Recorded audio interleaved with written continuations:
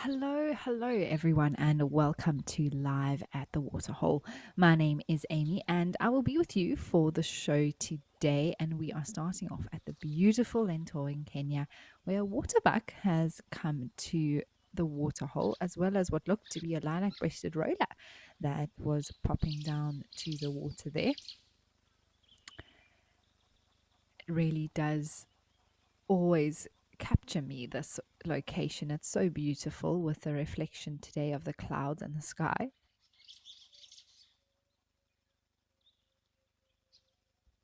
Now, remember everyone that this is a live and interactive show, so please do make sure that you send your comments and questions through to me.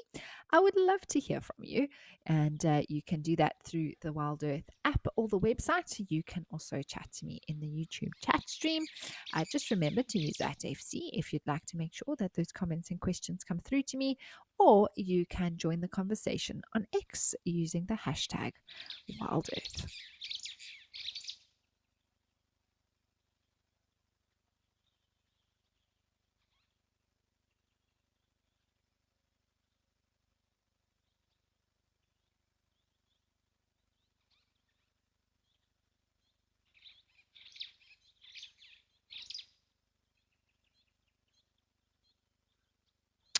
Now, if you did take note, that waterbuck that walked past there didn't have a white ring around its rump. And the species of waterbuck in East Africa, actually identical to the one in the southern parts of Africa, but just doesn't have that ring. Um, their genetics have let this specific subspecies for this area not have the ring around their backside, which is a fascinating difference, but one that is worth taking note of.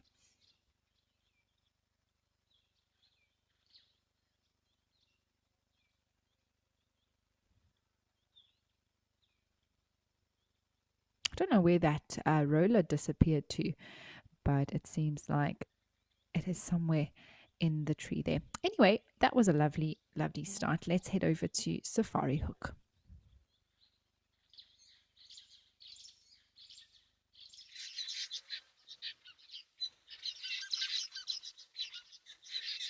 Well, quite a contrasting scene here as we are up in a much drier area of Namibia. And you can see that some antelope are approaching for a drink. There's a springbuck there at the moment, and that looks like a red hartebeest that's making its way towards the water as well.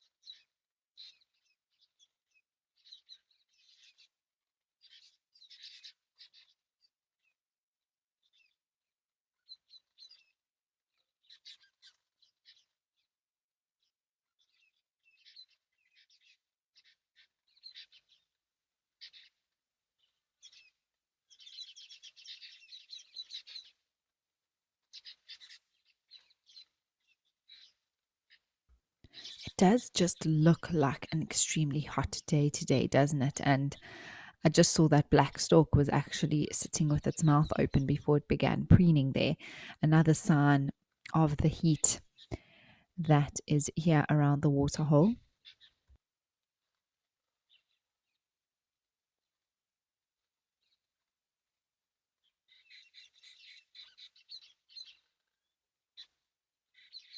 And I have just checked, it's 37 degrees here in the Etosha region today. So absolutely hot, hot, hot.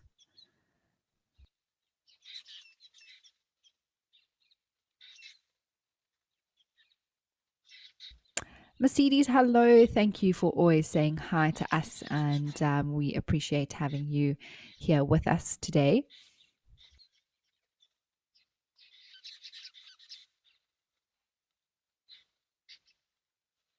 This hartebeest seems to be focusing on something. I don't know what it's spotted or think it's spotted.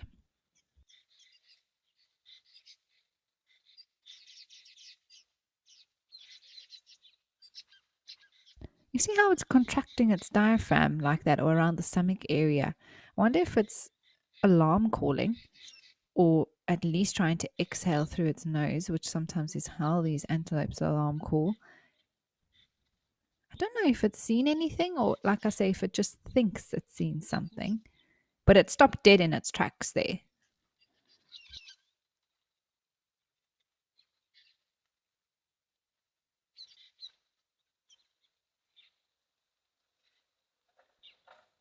It definitely is contracting its stomach like that to exhale quickly, sort of push out air. I wonder if we can look slightly more to the right. Maybe there is something there that would be interesting to see, perhaps a predator.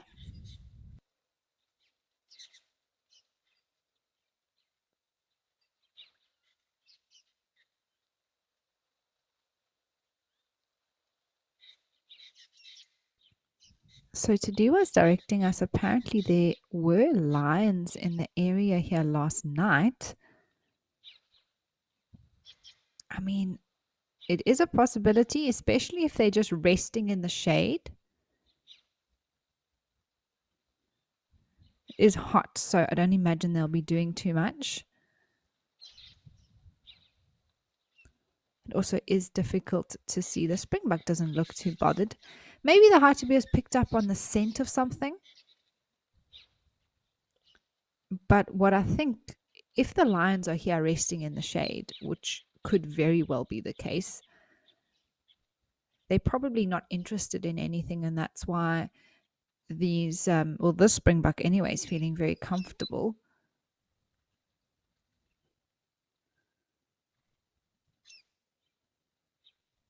It is also tricky to see between all these sort of sticks in the background. Oh, now it's looking as well. It's definitely seen something.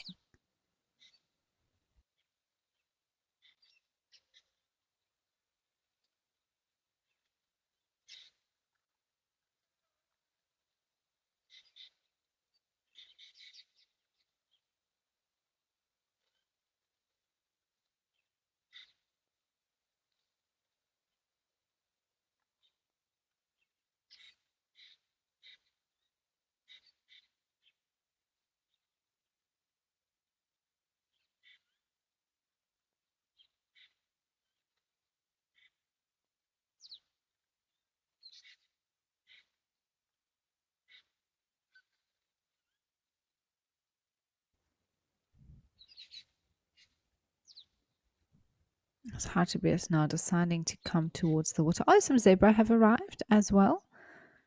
But they're keeping to the left, that's for sure. They don't want to go to the right. Keeps checking as well. Interesting.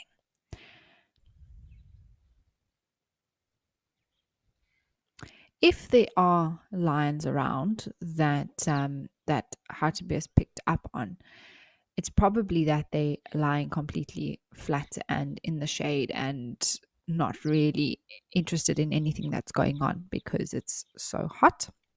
Not to say that lions won't ever do anything in the heat of the day, that's for sure. But they're not posing an immediate threat. I mean, generally you would think, oh, animals would scatter at the presence of lions, but I've seen it multiple times where even impalas will just walk by. I mean, at a fair distance, zebra sometimes even, because the lions are just not showing any interest in them. But even the zebra is now looking to the right.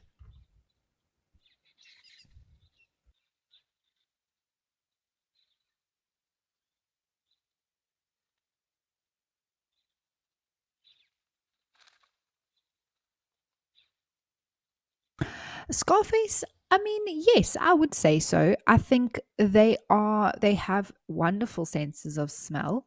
Um, I think they can detect the scent of a predator, perhaps if the wind direction is right, or if, particularly if they have recently made a kill, or that sort of stench of death, as it were, is quite prominent still. However, um, lions and leopards and other cats do an extremely good job of cleaning themselves. and they actually mask their scent really well because of how hygienic in that way they are.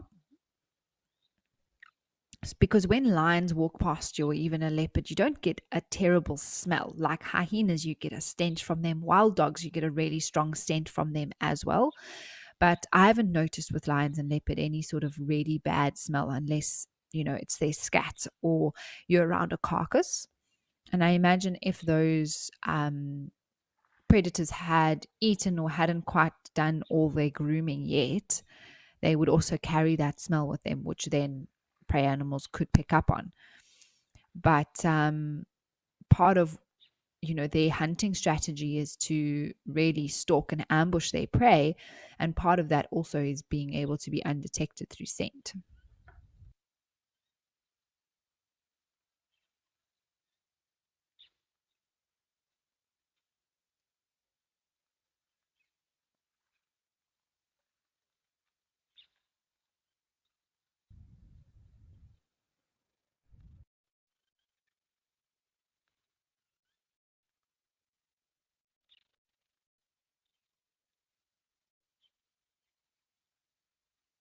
Oh, exciting! Let's head over to Stony Point for a mom Dussie and her babies.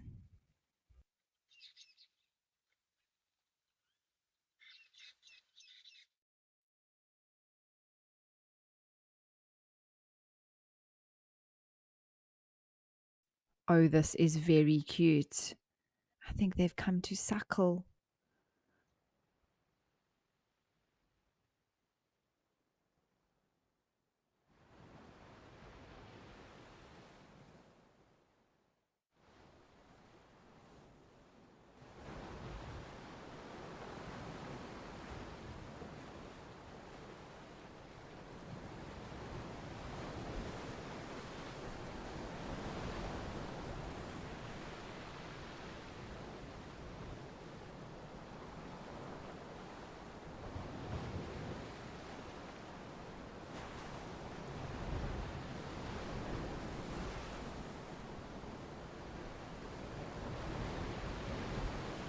Oh, we were spoiled last week with these babies suckling more in the crevices and not from the front side, and they were using the sort of back teats rather than the front ones.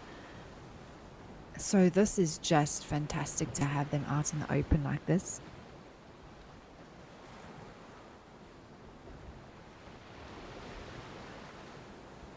Oh, there's the third one. I was hoping the third one was still around.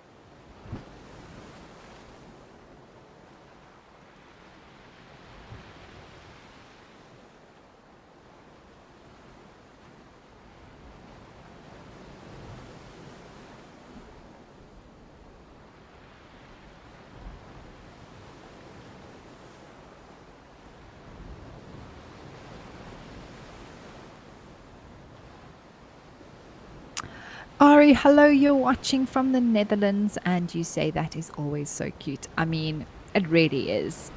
Anything baby, let's be honest, is really cute, but out in the wild, we are spoilt with so many little ones at this time of the year, and they can be so adorable.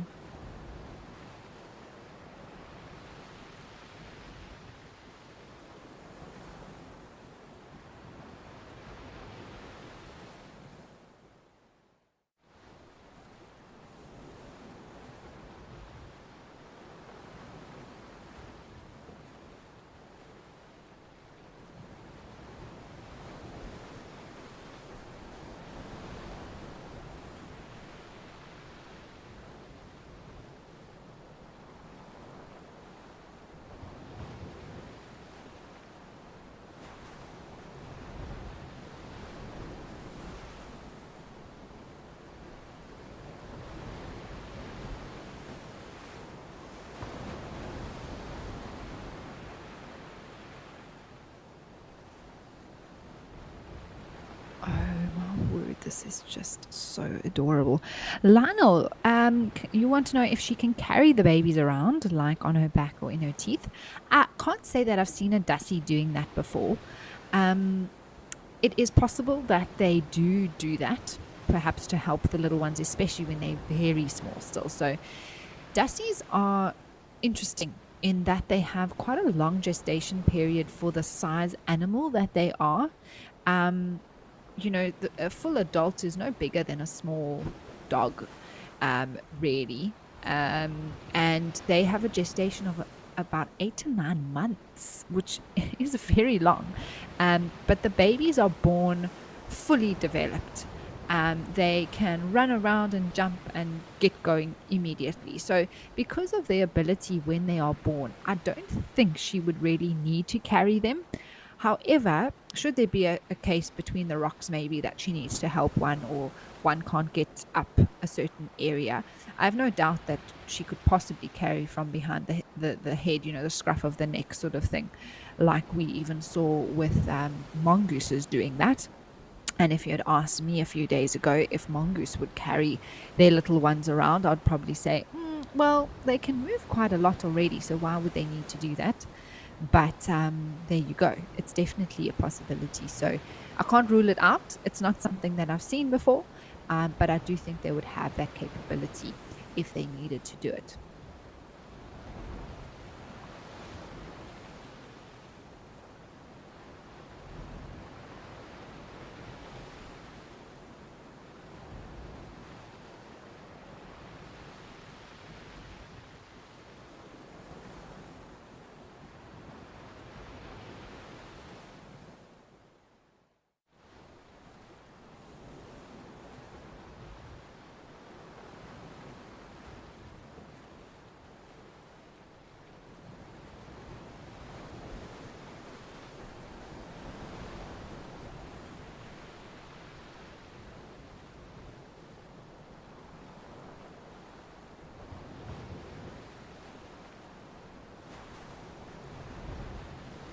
Oh, look at that little face.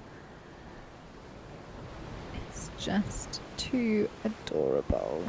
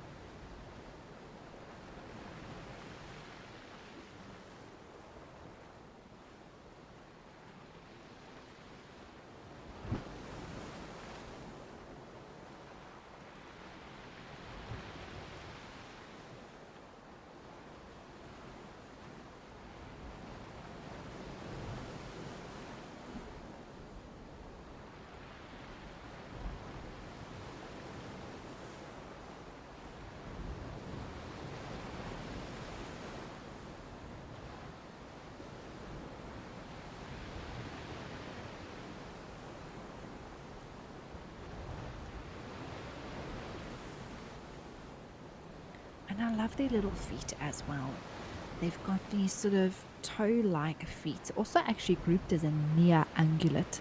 So, not a fully hoofed animal. Actually, the only other animal that I'm aware of grouped with an elephant in Africa is a near ungulate. And they are super cute little feet. Almost also got a cushy pad underneath, and you can see the toes there. It looks like it almost doesn't even want to go into the sun. It's a bit too hot. enjoying the shade now. Dassies are, they just love the sunshine. So to see them actually looking for some shade just goes to show exactly how hot probably is there. But what's nice along the coast is that there's always a beautiful coastal breeze. So maybe also the little ones are a little bit more sensitive to the sunshine.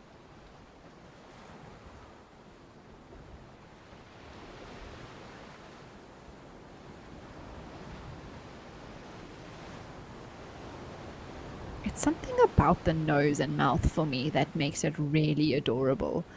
I think it's just sort of this big head, and then it just sort of comes to this point around the nose.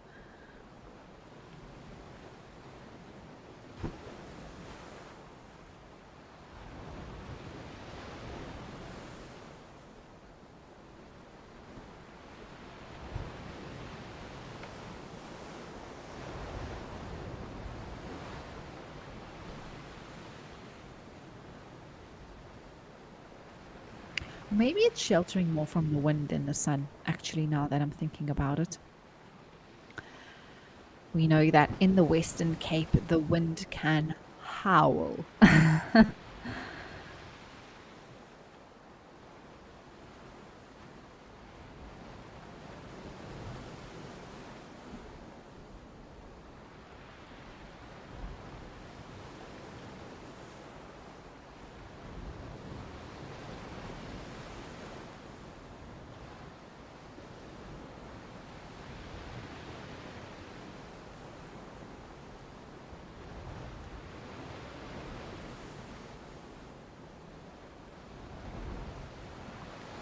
Oh, well, let's head over to Tau for some Ellie energy.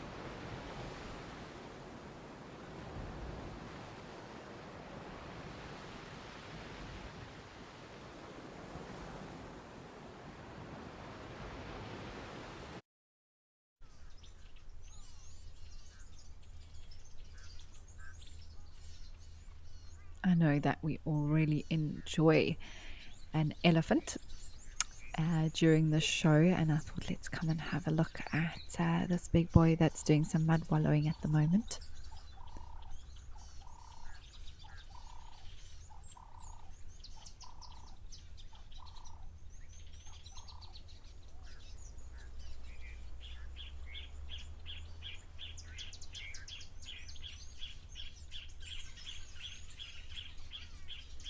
Oh, look at that. Now he's creating some dust with his feet there. And he's going to throw that on his back. Oh, although that didn't look very successful, as most of that just blew away.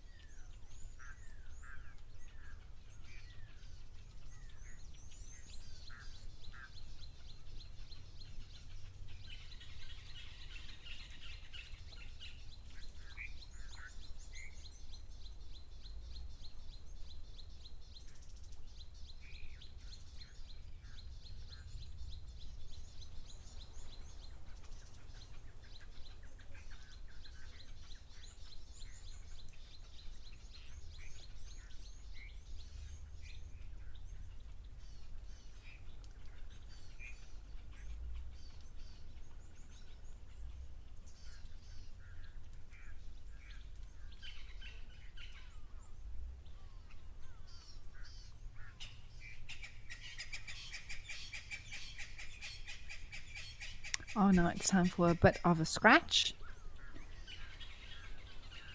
Get into those hard to reach places, because this is a really sort of a uniquely shaped rubbing post with lots of little places that are sticking out to be able to get to the ankles and the knees, the elbows. Oh, he's going to go for, yeah, the back side now.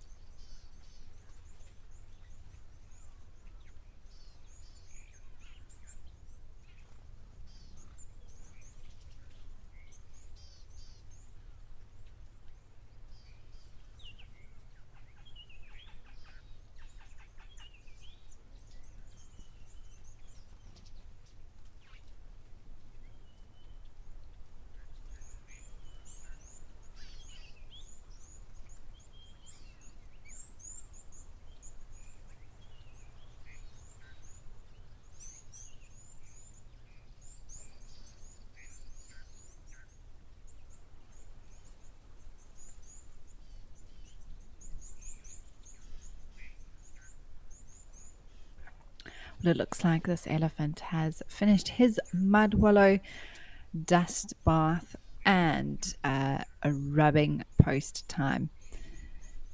He may end up actually just standing there and resting. We've seen them do that, or move into the thickets to start feeding. While he does that, though, let's head back over to Safari Hook.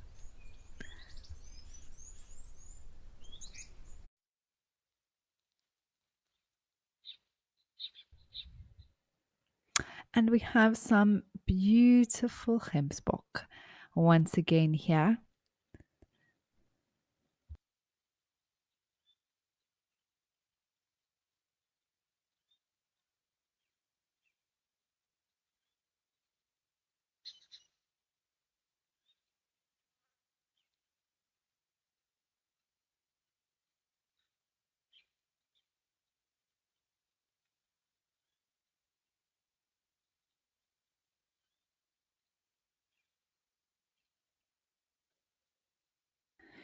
And this individual's also looking in that same area that hartebeest. I think there's lions lying in the shade, probably deep in the thickets. But to have multiple species now stop and look.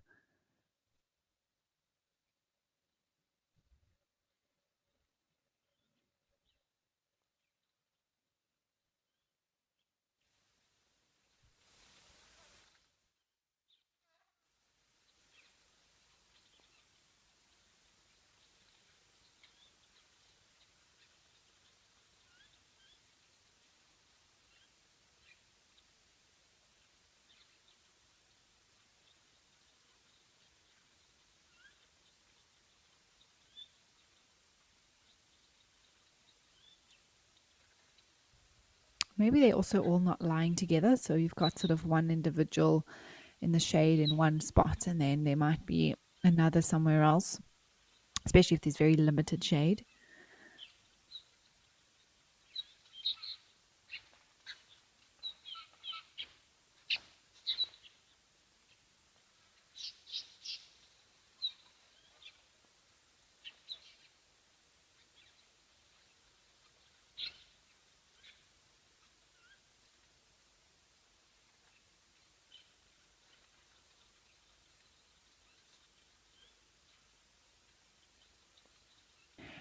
Um, Jono, it really depends. So I've seen lions attempt to hunt around a waterhole. I have seen them do it successfully and not successfully. Sometimes they use the water to their advantage to actually get the animal in and hold them down to drown them. The lions on Juma have done that before with a buffalo. It was terrible to see. I actually wasn't live in that sighting, but I saw it in the replay of that, and it was just. I think some of you viewers would actually remember that. I think Cedric was there live with that happening, and it was just that was not enjoyable to watch, but So important, and I guess part of nature out here can be very cool. But in terms of how hard they will try very hard if they are hungry or if the opportunity is there for them. There are other times, like maybe today, these lions are resting. Maybe their tummies are full, it's hot, and they have absolutely no reason to try and hunt any of these prey species around you, especially when they are aware of their presence.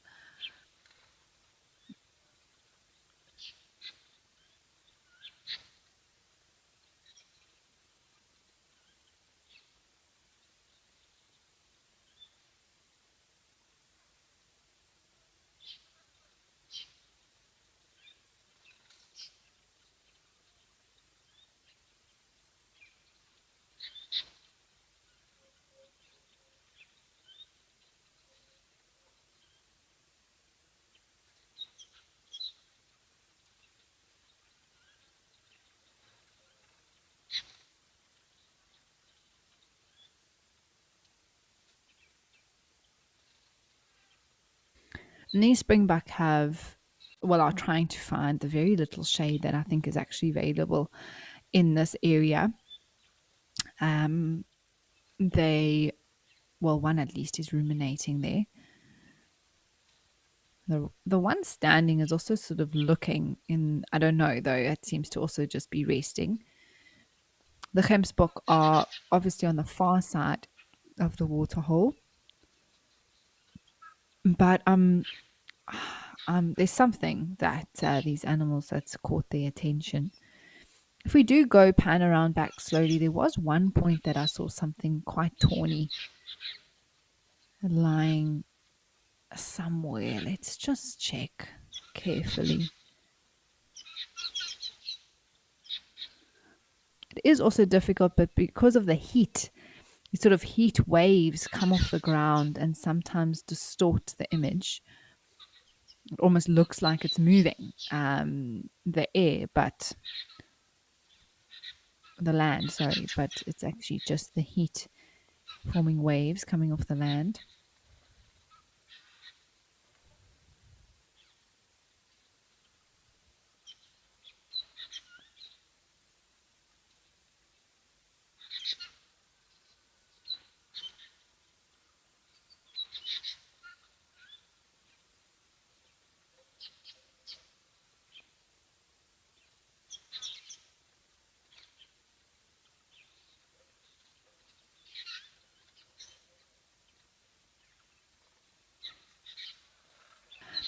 I do apologize for a pesky leaf that is coming into our picture.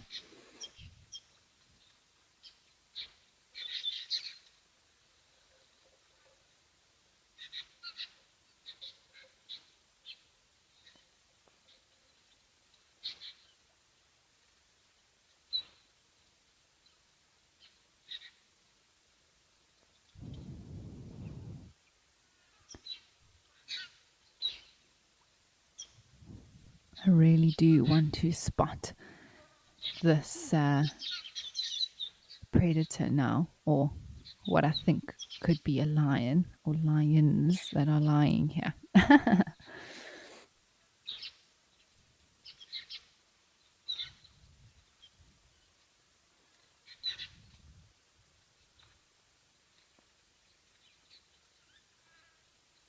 Oh, lovely. Well, we are going to keep checking here carefully, everyone.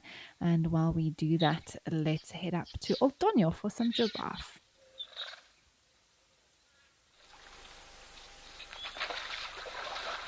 Ah, it is so beautiful here. It's gotten so green and quite a cloudy sky today. And these two have come for a drink.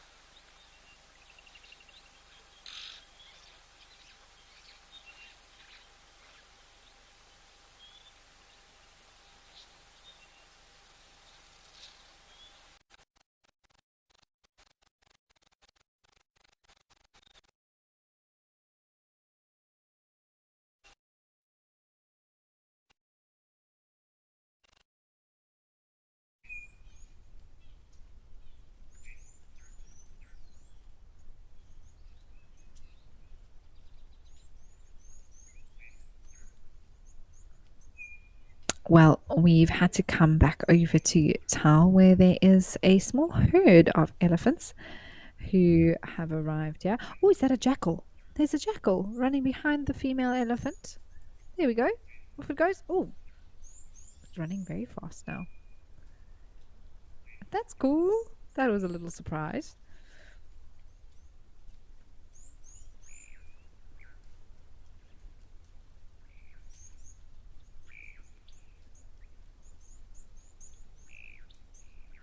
And although generally classified as a crepuscular or sort of dusk and dawn active animal, they can be out and about in the heat of the day. I've seen it multiple times, and that was exactly what we saw there.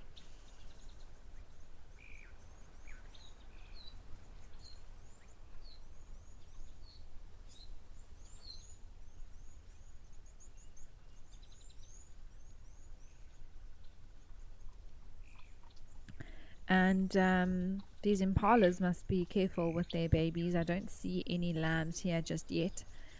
But after my experience with the jackals at Mabula hunting a blessbuck baby, I won't quite look at a jackal the same way again.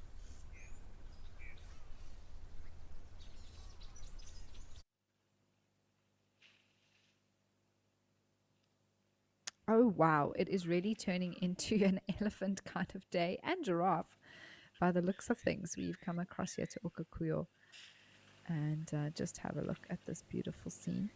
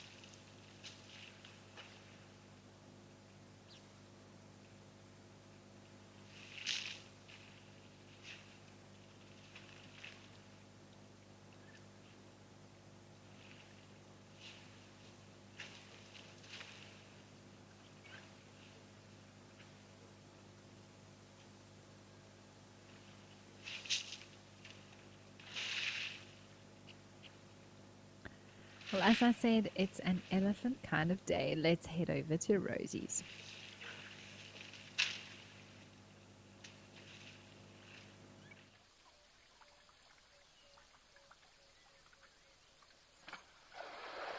Now, Lionel, you've asked a very interesting question as we watch this, what looks to be a male elephant doing its thing here at the waterhole, about if I think that they ever get lonely.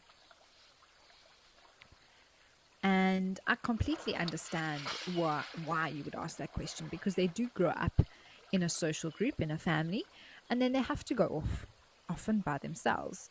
And you imagine that it would be quite an adjustment. It absolutely would. And I think it's something that they do sort of prepare for as their testosterone level rise and they start to become a bit more boisterous and they start to get disciplined more and more. Um, they actually want to move away. I don't think that they want to sort of stay with those females anymore. I don't know. It's difficult to know what's going on in the mind of an elephant, but I can imagine that they sort of want to do their own thing a little bit. But I do think that is why we get them forming what we call bachelor herds. They wouldn't do that if they didn't want the company of the other animals. Otherwise, they'd just stay by themselves. They have that choice. They can, they had certain adaptations as they've adapted to the different environments and social groups and classings and structures with all the animals that we see. You know, elephants have remained in their social groupings and have chosen that for various reasons. And I think part of that is their emotional intelligence as well, and how family orientated they are, especially the females with their youngsters. But when it comes to the males and these bulls, we do see them sometimes completely on their own, but we do see them meet up in groups and form bachelor herds. And that is something that I think speaks to the fact that they don't want to be completely on their own and they enjoy others' company.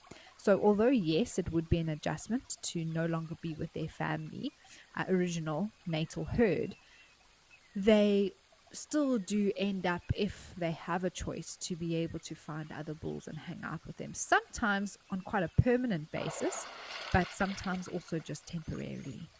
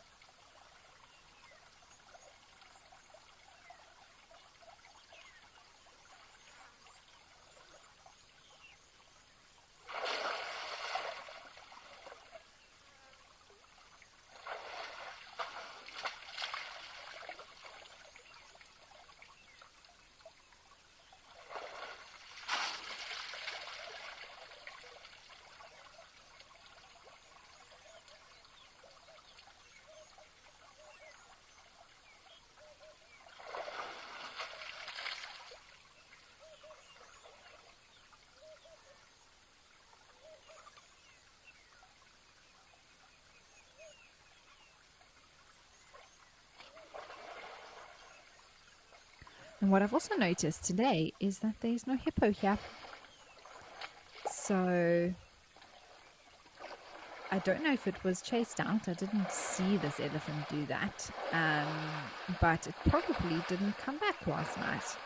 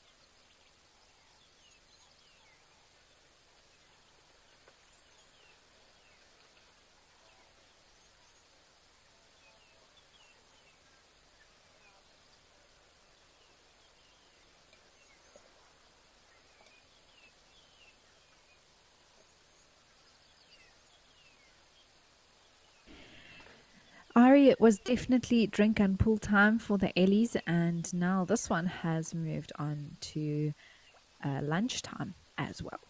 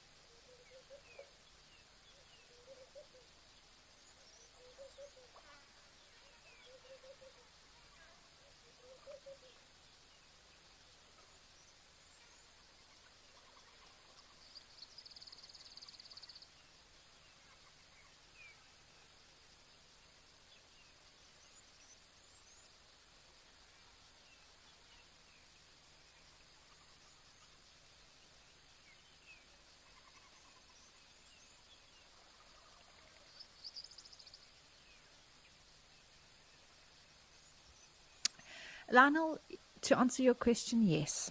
There are effects of too many artificial waterholes around, and it's actually a problem that the effects were realized in relatively recent history in the Kruger National Park, and it's something that has now been tried to be corrected because there were just too many artificial water sources, and they actually realized that this is a fantastic way to be able to naturally control the population of elephants within the park, which is to some degree a controversial topic, but it is something that if we look at how these animals would naturally have been if humans weren't a factor, or if the fences around these wild areas weren't a factor, um, the artificial water sources would not be there because they are artificial. Oh, there's some doves coming to drink. That's lovely.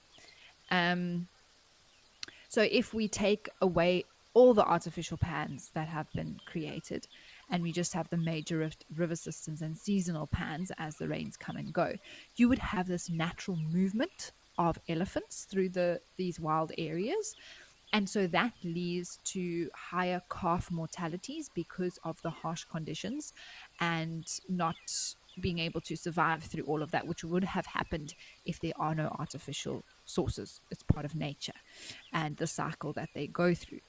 Um, but what has happened because of all the artificial water sources that were created in the past, using Kruger as an example now, that meant that the survival rate for elephants was astronomically high because there was just water for all of these babies to be able to drink.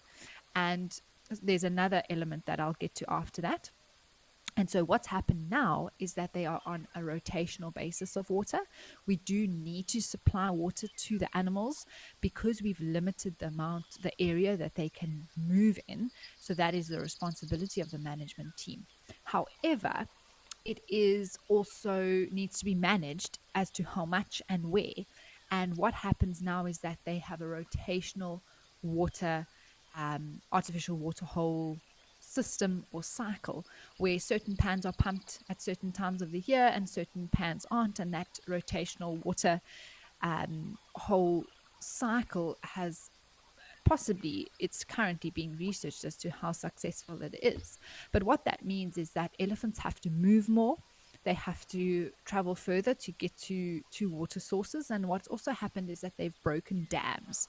So they have where once certain rivers were dammed up and there were these big sort of massive water sources which are artificial, those dams have been broken. An example of that is the Kaniduat Dam around Shingwetsi Camp, which is no longer there. And that was a massive artificial water source because that Shingwetsi River is an annual river. It doesn't have water all year, but that damming of it was creating water to be there all year, which shouldn't have naturally happened. And so that is one way that is helping control more naturally the elephant population within the Kruger. But what it's also doing is it's helping move the elephants more, who have a massive impact on the vegetation of the park. And so with them having to travel further, it means they are eating more evenly across the areas of the park, which is also important. So effect of artificial water sources is huge. And it also can be linked to the decline of sable and roan antelope, for example, higher up in the northern parts of the park where water was introduced where they should have never been. And particularly with roan antelope, actually, they relied on a few different things. Firstly, of course, with a lower density of predator meant a higher survival rate for that particular species. And then also grazing wise, or sorry, with their calves that were born, they relied on the very tall grass to hide their babies. And what happened, because the um, water sources were introduced in the northern areas, that attracted more water dependent animals to migrate north, like wildebeest and zebra. And so, what then followed with wildebeest and zebra were higher lion, so more predators, but then also the bulk grazers like zebra and wildebeest, which meant the grass got very short and the roan couldn't hide their babies anymore, and so that population plummeted. So there are these effects of artificial water sources that it's like a butterfly effect, if you want to think of that. Something that can seem relatively small but also seem helpful can actually end up being quite detrimental.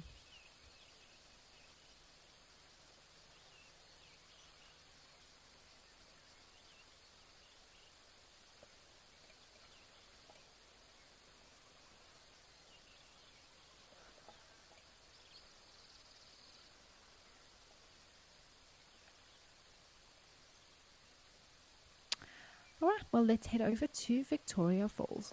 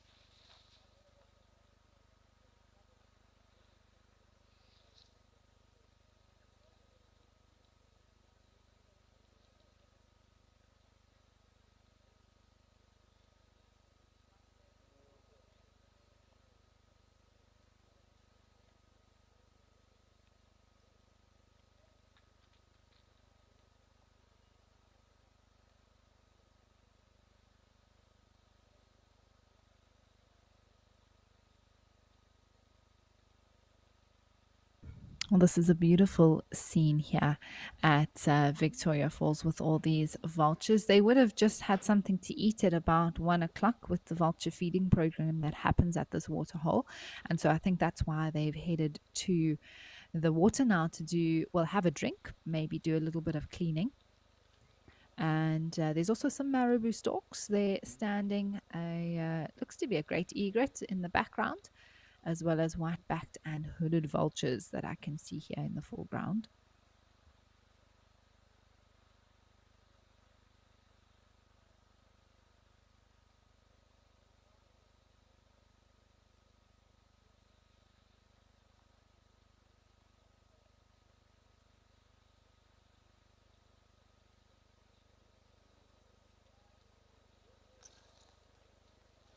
Wow, look at those wings open. They are really, really big, aren't they? Very, very impressive size, these marabou storks. Martin, you'd like to know, why do vultures have feathers? Vulture feathers have a shaggy look to them. It's true, they do look a little bit shaggy, don't they? I must say, at the moment, I think the wind has ruffled, sort of is blowing up some of the feathers there. They can be quite neat and tidy. That one in particular is looking very shaggy. I think it needs to do some preening. Did that marabou stork just try and bite that vulture? Oh my goodness.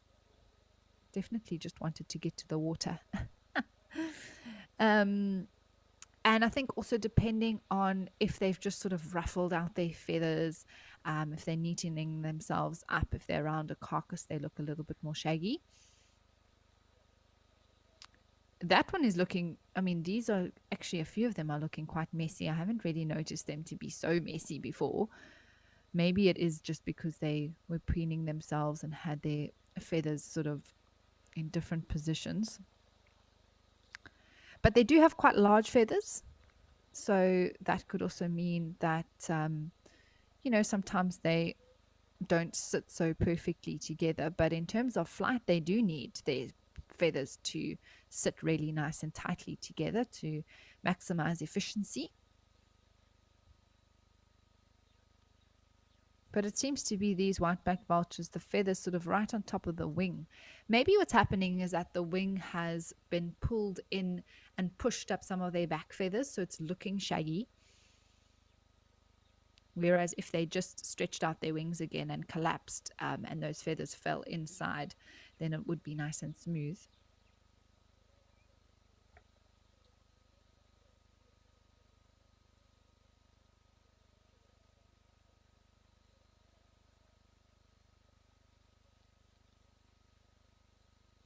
So, Lionel, the vulture program isn't necessarily to do with genetics, but rather to provide safe food sources for these vultures.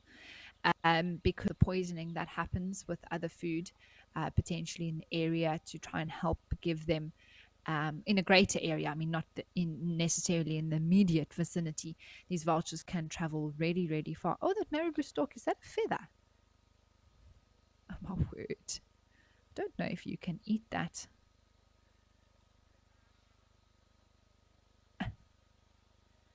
Looks like it's probably a vulture feather, actually. It could also be a marabou stork feather. Maybe it was preening itself and a feather came out.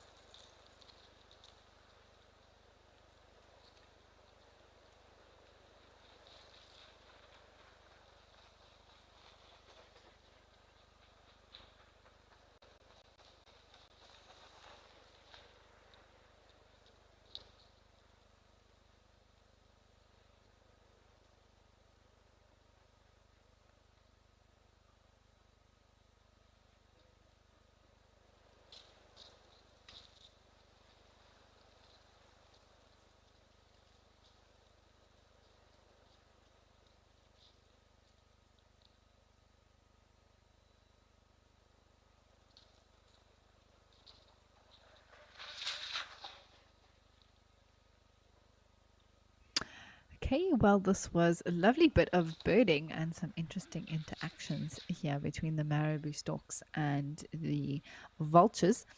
Let's head over to Naledi for an elephant having a drink.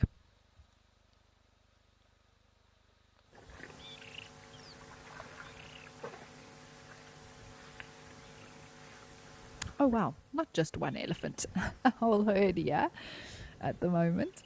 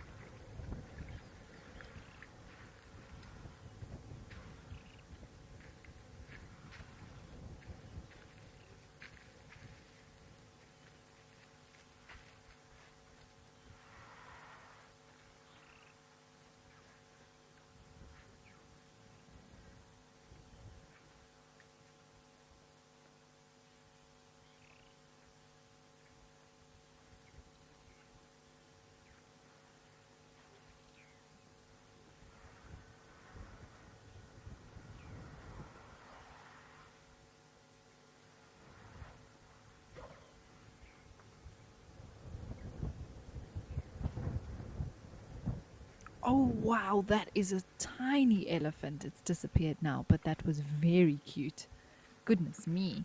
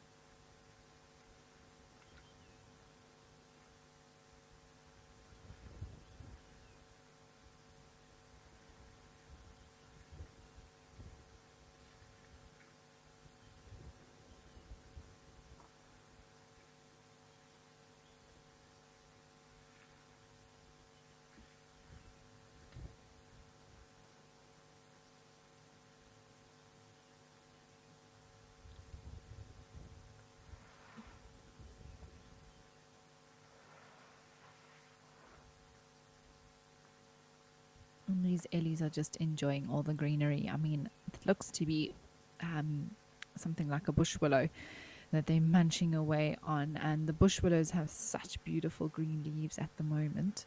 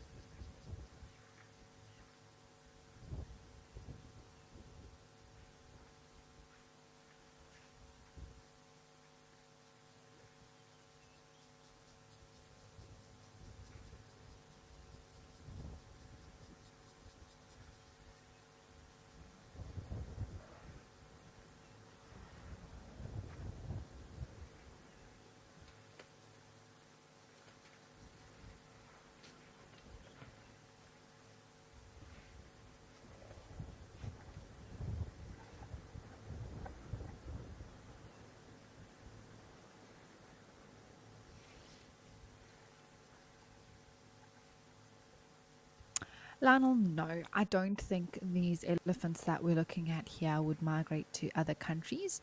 The border that these elephants would have access to, either Mozambique or Zimbabwe, is quite far from where Olifantsfontein West Game Reserve is. It is within the Greater Kruger, and in theory, they have all the freedom in the world to march a few hundred kilometers to the east and head over to Mozambique. But they probably won't do that because their home range is within this area, and there's no real reason for them to have to do that.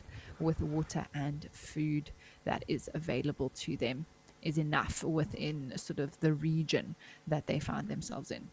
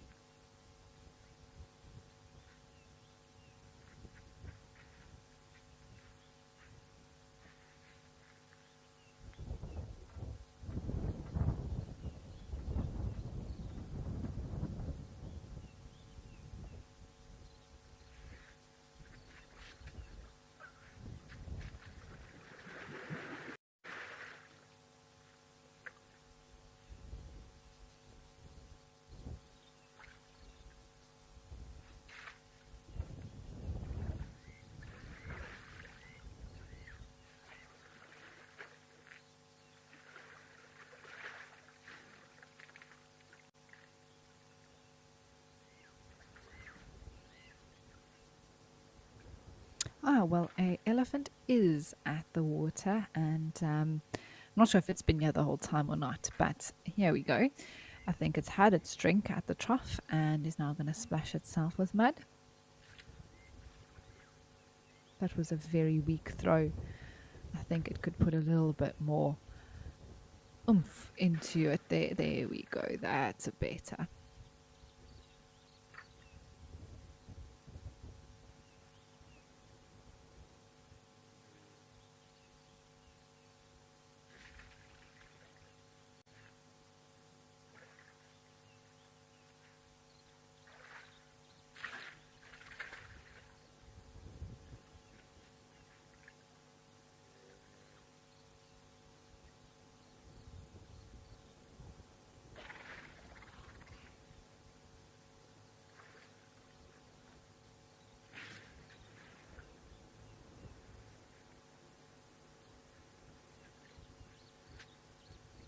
Scarface, yes, I would definitely say that the skin behind an elephant's ear is sensitive.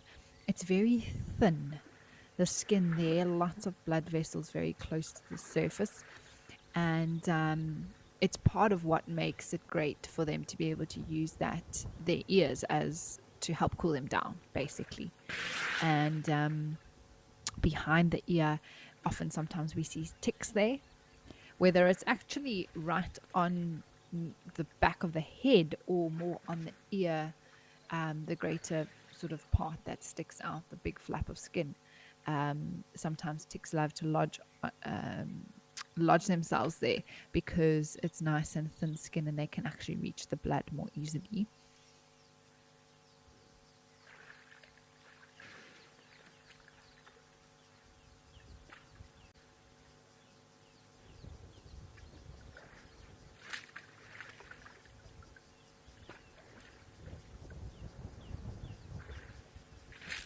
You'll often see the very first place that an elephant throws itself with mud is behind the ears. And that's because of how thin the skin is and how quickly they feel cooler because of it.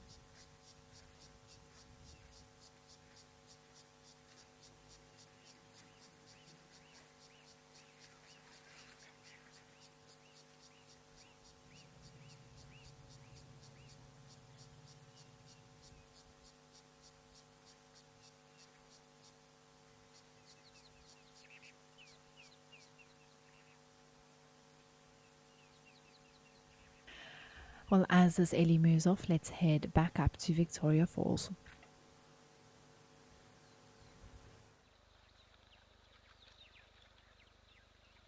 Oh, lovely, a buffalo. This is great.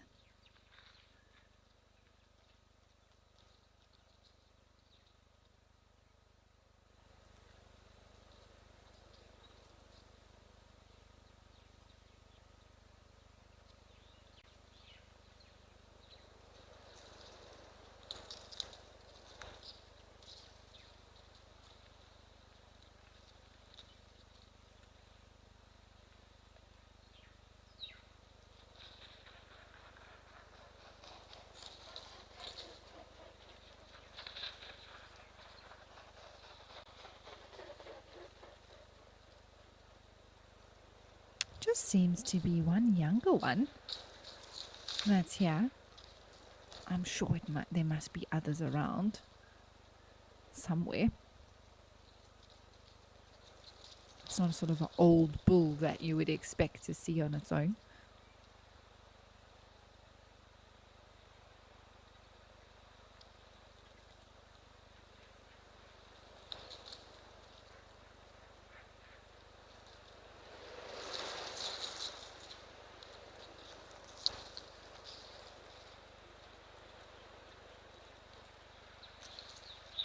And there you have it, buffalo browsing. Don't believe everything you read to say that they are grazers only. Although they definitely do mostly eat grass, that is for sure. It does just go to show that there are times where they will munch on a leaf or two.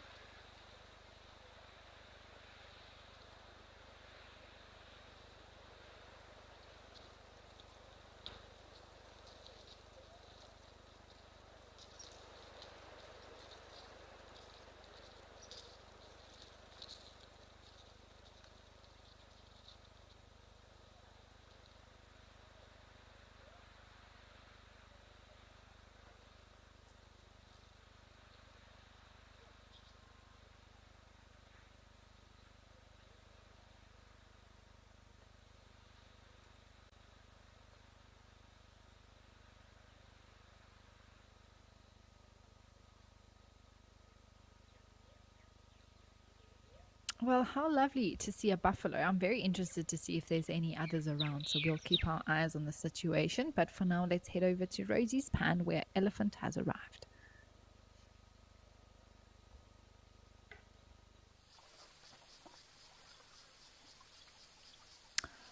So this is maybe a friend of the bull that we had here earlier, much larger individual, much bigger in size, larger, thicker tusks as well.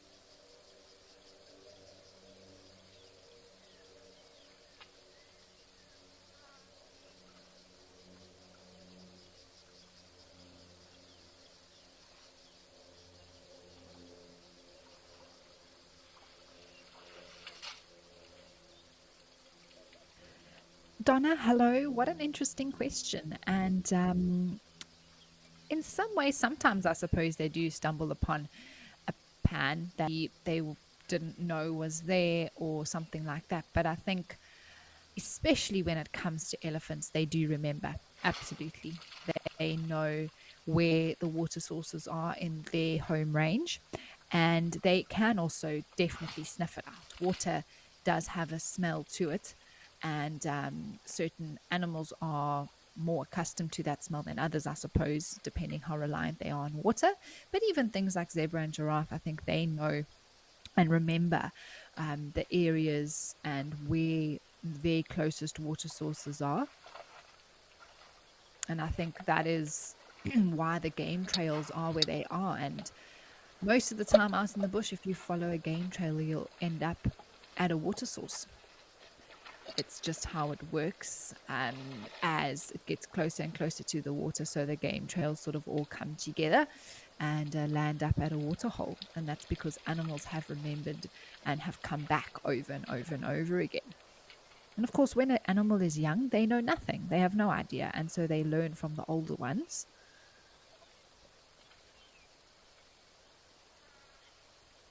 So maybe younger animals will stumble upon water sources, or I mean, sometimes even older animals, there might be a pan that forms that wasn't there from one season to the next.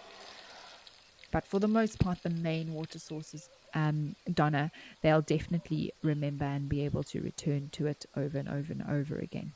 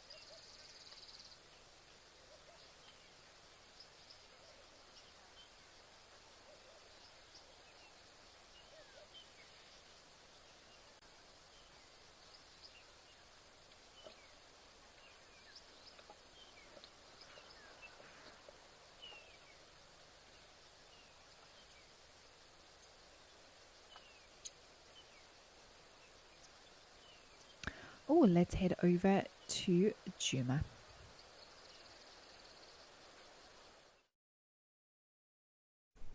Oh, this is fantastic. Look at this.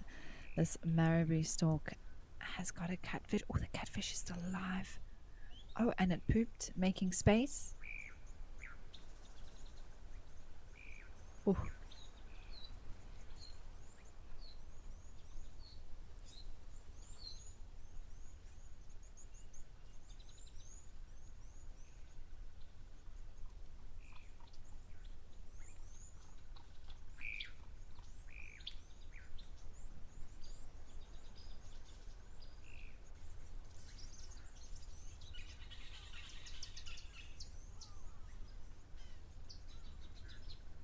So what this stork will be trying to do is, well, actually, I'm not sure what it's trying to do now, but I suppose crush it between its beak a bit.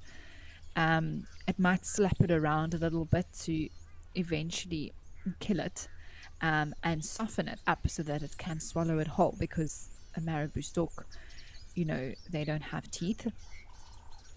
But it would be interesting for me to see, because they are scavengers for the most part, if they do break it up and sort of eat out bits. They don't have a hooked beak like vultures or other birds of prey. So it would be interesting to see if they do actually just gulp it down whole, or if they sort of pick off bits of it.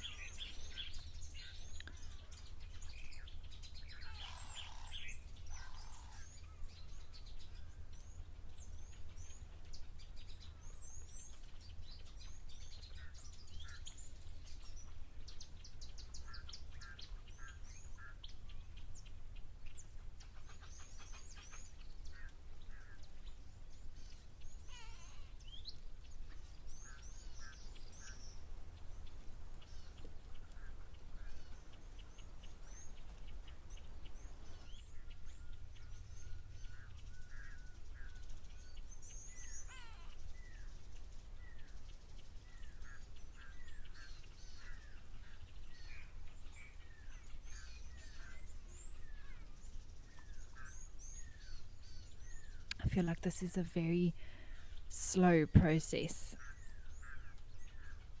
but fascinating. I mean, it's not, this isn't the sort of thing that I really enjoy watching, but why put it back in the water?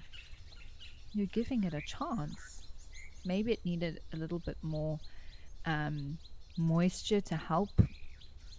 But I also think these stalks, well, the marabou stalk, that this one in particular we've seen here for a few days now, weeks possibly, and it does tend to play with its food quite a lot.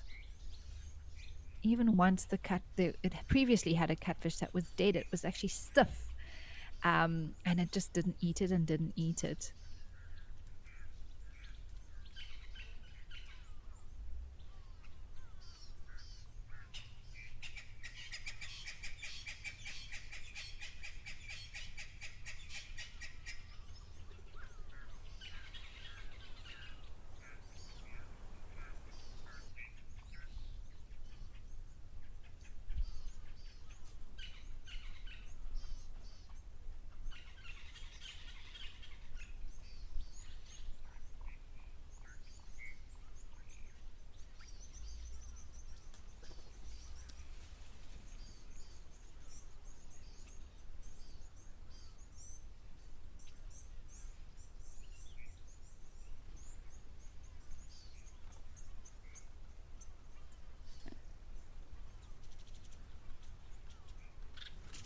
It's amazing as it dipped it into the water there, how alive it still was, which was fascinating.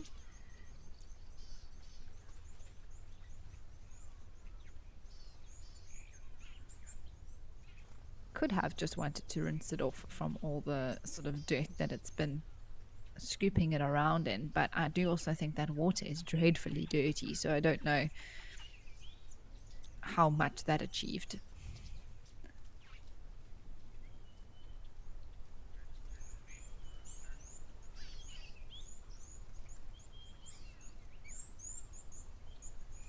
Oh, Donna, that is so wonderful to hear from you, and that you have just discovered this channel and that you're enjoying it so much. It's wonderful to always hear from new viewers, and hear that you are enjoying the show. And Live at the Waterhole is a wonderful time that we spend together, relaxing and also seeing some very unusual and interesting behaviors, because we have the time to sort of sit and observe from a camera instead of a vehicle, which has absolutely, the camera has no effect on these animals. They just continue, sometimes with the noise of the vehicle or talking or anything like that. Sometimes animals do tend to move away. We try to minimize that, but it's natural, especially with things like warthogs and antelopes and things like that. But here we get a perfect front seat to the action at waterholes across Africa.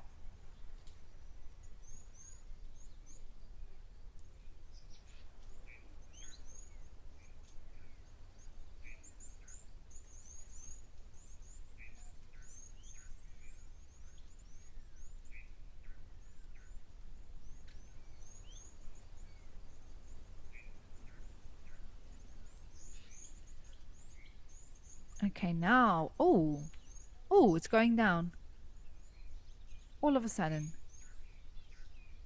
Goodness me. I think it's going to swallow it. There we go. Just like that.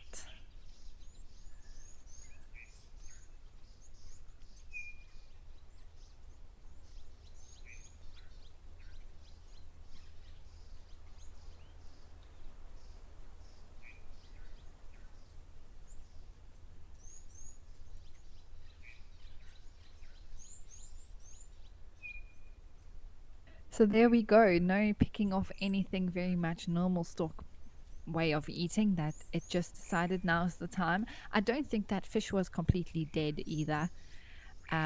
We were actually chatting about this when we had the penguins before, another last week sometime, about whether they eat the fish alive, and they most certainly do. And I think we said it takes about 10 to 15 minutes or so for that fish to eventually suffocate and die, because of course there's no oxygen once it's down the hatch. And Tadiwa, who's directing us, has just asked me a very interesting question about how these birds digest something like this fish when they swallow it whole like this. And she said when she swallowed a fish bone, she nearly died. So I completely understand where you're coming from. And luckily for the birds that do eat fish and swallow them whole, they don't have to worry about the bones, because by the time the bones come out, they are already in the stomach. So the way a bird's stomach works is that there are two parts to it. They've sort of got the first chamber of it, which is filled with sort of digestive juices and acid and that sort of thing. And whatever they eat sort of is steeped in those juices, really gets a lot softer and broken down. And that's sort of very similar to our stomachs. Then the second part of the stomach is the gizzard, which is what grinds up and functions as sort of the teeth of the bird, but in the stomach. And it sort of has little stones in there, and sometimes that's why we even see birds swallow stones to help with that process. And it grinds it up. It's a muscular stomach that moves and crunches up everything. And eventually, then it passes through the rest of the digestive system.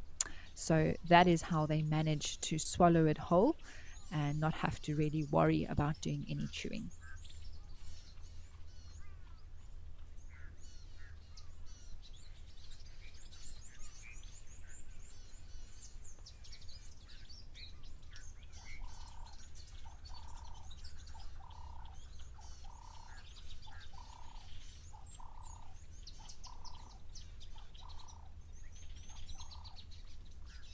Oh, Penelope, hello. You are watching with your grade 2 class. Well, hello to Miss Penelope and her grade 2 class. And you've got, say, there's lots of converts for the holidays. The December holidays are coming up in South Africa, and I hope that many of you kids will join us. And just to note that from Wednesday to Friday is our kids' drives. So make sure that you join us for the first hour of our afternoon safaris from 4 o'clock in the afternoon to 5 o'clock, where we focus on doing our drives with kids in mind.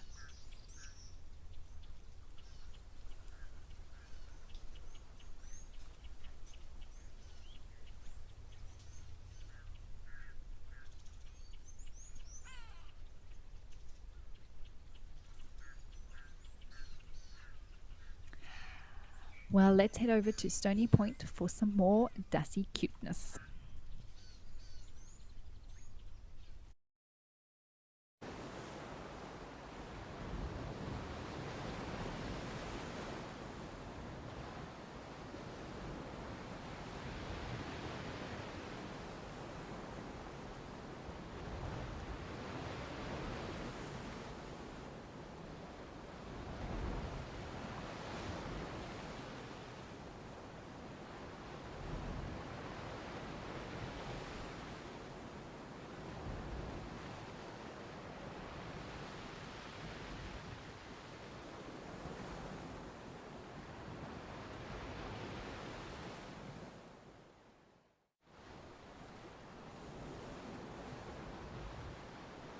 Can see, I think 2 of them at least. The third one might be a little bit further in, but we've got some of the Dussie babies that are here, officially termed pups.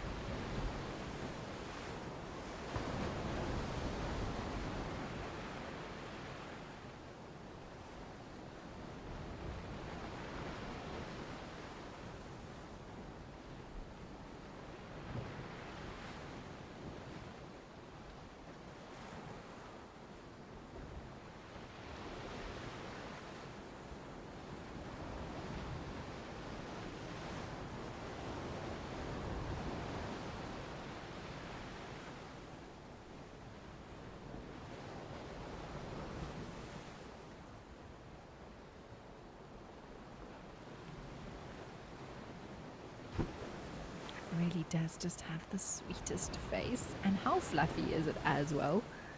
A lot of fur around those ears that is pushed up.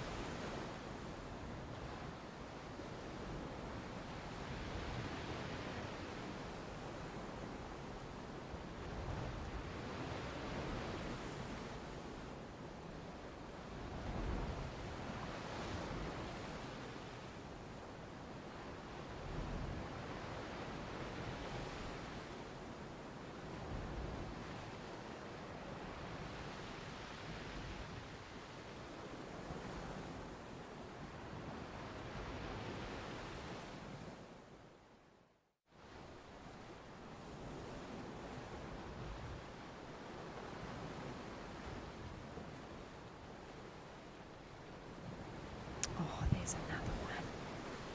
They are just. Oh, there's Mom. There's Mom.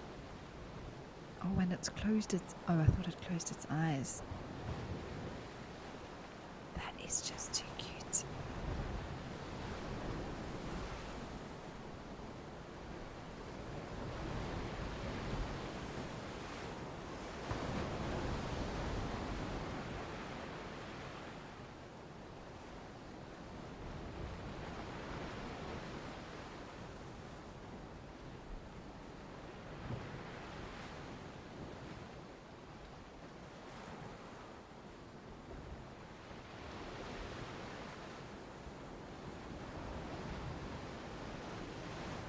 Oh man, I think this is the smallest of the three babies. It just looks like it could be the littlest one. It really does. Mercedes, great question. You'd like to know why they're called dassies. So that actually goes back a little bit in South African history to the Dutch settlers that came to the Cape in the 1600s. And they saw these rock hyraxes, and the only thing that they could think of that was similar to them was a das, which is a badger in Europe, which they called a European badger. And so the name then evolved from das to dassies, and that is where the name comes from.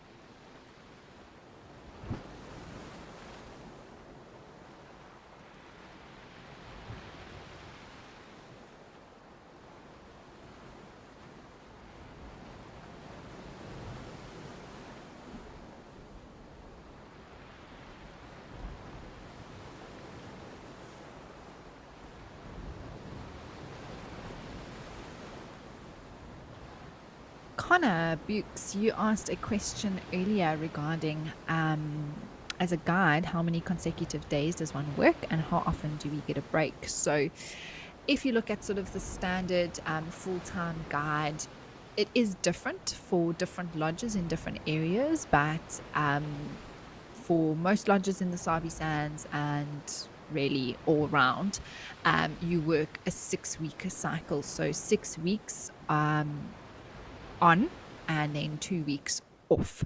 Some lodges have adjusted that to be 4 weeks on and 2 weeks off. Some are 3 weeks on and 1 week off, depending on how their leave cycles work. And that not only applies to guides, but also to other staff that work around the lodge. And as one sort of moves out of the lodges and permanent employment, like myself at the moment, being a freelance or independent contractor, I can really decide how many days I would like to work consecutively, depending on the opportunity, and then how long I have a break, inverted commas, in between that. So Wildlife can tell me they need me for so many days on site, and then I say, okay, that's fine. And then I can say, okay, well, then I need a 10-day break, or I want a 2-week break where I do live at the waterhole, for example, or go on leave or take time to see family. So I don't really have a strict cycle at the moment, but for the most part, guides work 6 weeks on and 2 weeks off.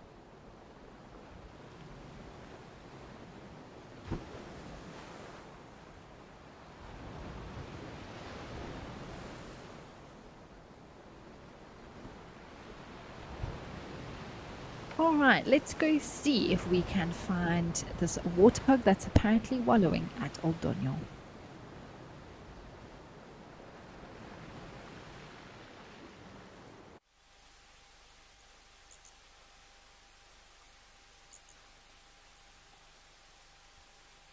Well, I do love coming here also for the bird life as well, as we get into the more rainier times. And there are some giraffes still in the background. Let's see if this warthog decides to get muddy or just move off. Don't leave. Oh, good. Oh, that was a scratch. Maybe it'll come feed right here on the green grass. That'll be lovely.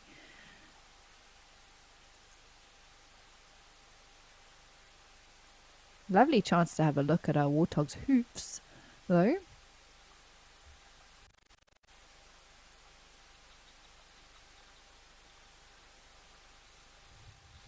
Oh, it is walking closer to us. That's nice.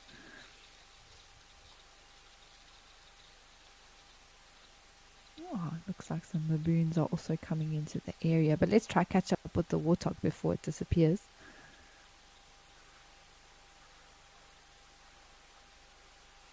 Oh, there's a second one. Lovely.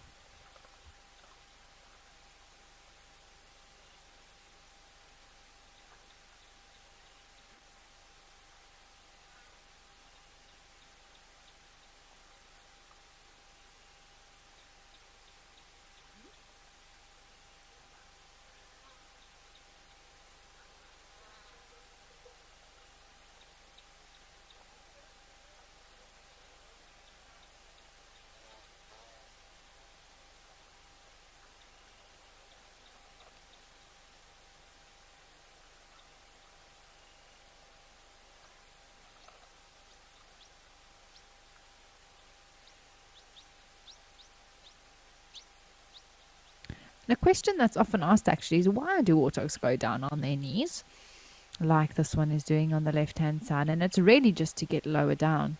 They have almost non-existent necks, and in order to get their faces a little bit lower down to the water or to whatever they're wanting to feed on, it helps sometimes to go down onto their knees. Layla, you want to know, when a warthog can't get to its burrow fast enough, how do they defend themselves? So probably the most prominent thing that they would use to do that is their tusks, if they had to face whatever was wanting to harm them. But otherwise, the other defense mechanism would just be to run and run as fast as they can. But their tusks are definitely sharp, and something that I've seen injure a lion and leopard before, give them a good scratch on the face or puncture.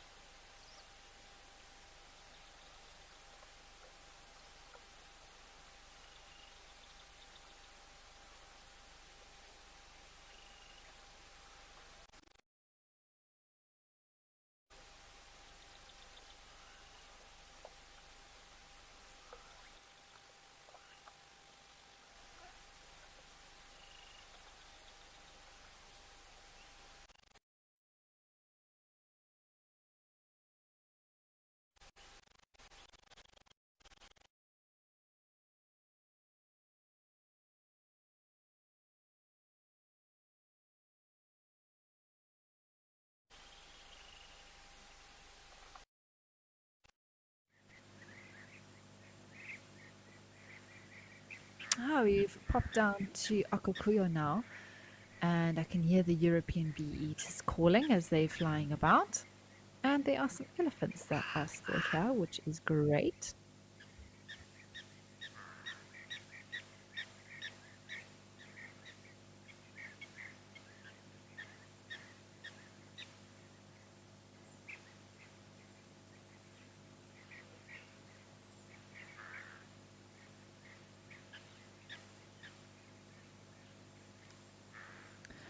Suppose you say it's wonderful to have seen Old Donyo. It was, wasn't it? It's your favorite after Stony Point.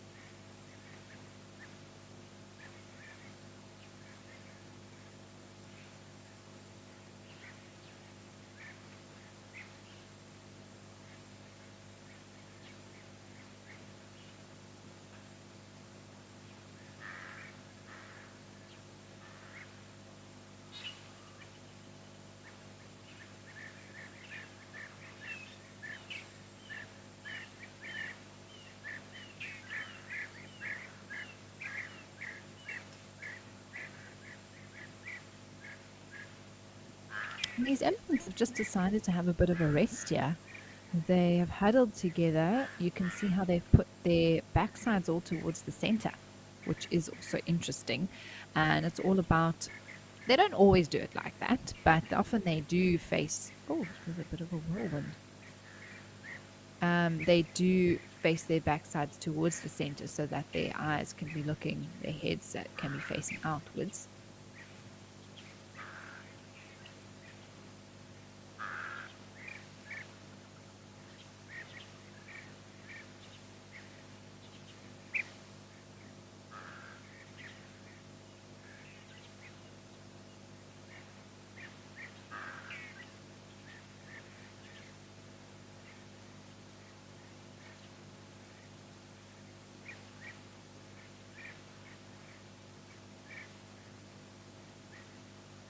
I don't know what's on the water there. I know sometimes we see little grebes, and it might be Egyptian geese, but there's also a lighter thing there. I don't know if that is actually a bird at all.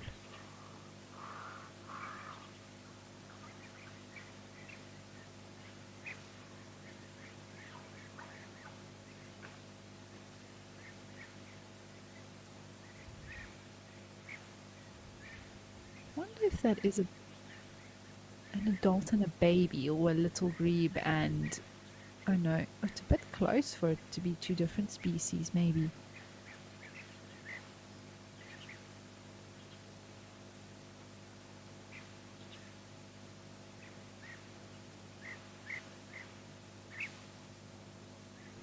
I'm interested because whatever that is on the water is very white in color, and I'm just thinking of birds that would swim like that that are light in color rather than just an egret that would be standing and not paddling on the water.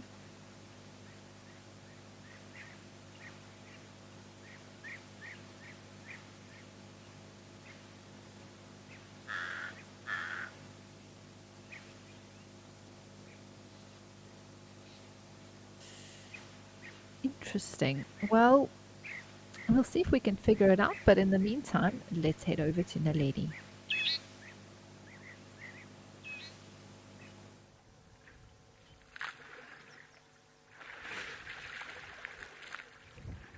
Ah, well, the day wouldn't be complete without a full-on pool party.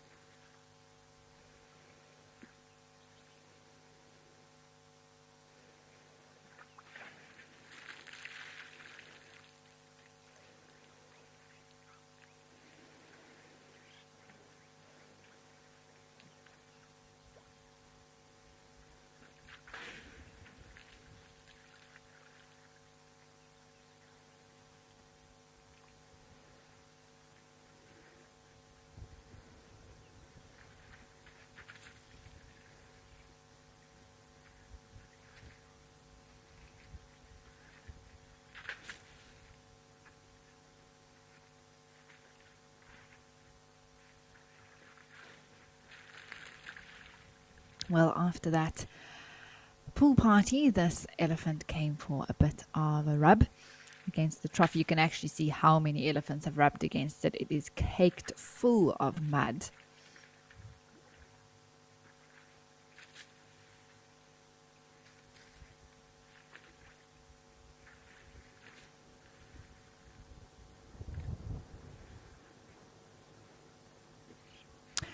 Donna, that really depends. So, on so many different factors, they can travel 5 kilometers or they can travel 100 kilometers. It is all about where the water is as well as the food. So in summertime, they travel far less in this sort of area where now there's plenty of water and plenty of food available. In the winter times, it's what I was talking about right in the beginning of the show with the artificial water sources and forcing animals like elephants to have to move further for water in order to help control the population. And so in wintertime, they do have to travel many more kilometers in certain areas than in summertime.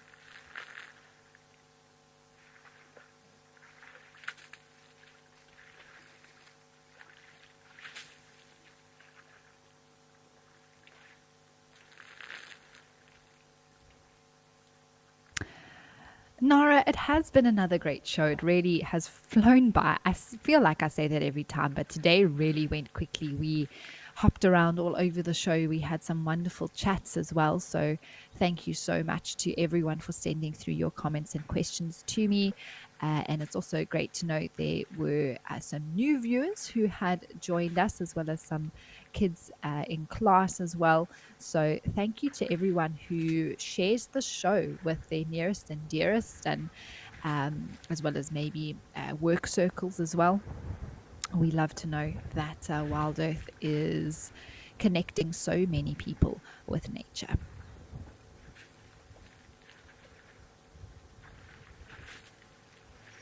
Now, Live at the Waterhole will be back again tomorrow, everyone.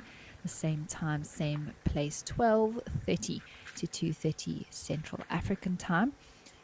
We do not have a live safari this afternoon, but you can catch, I think there will be a repeat playing that you can tune into on the various channels wherever you watch.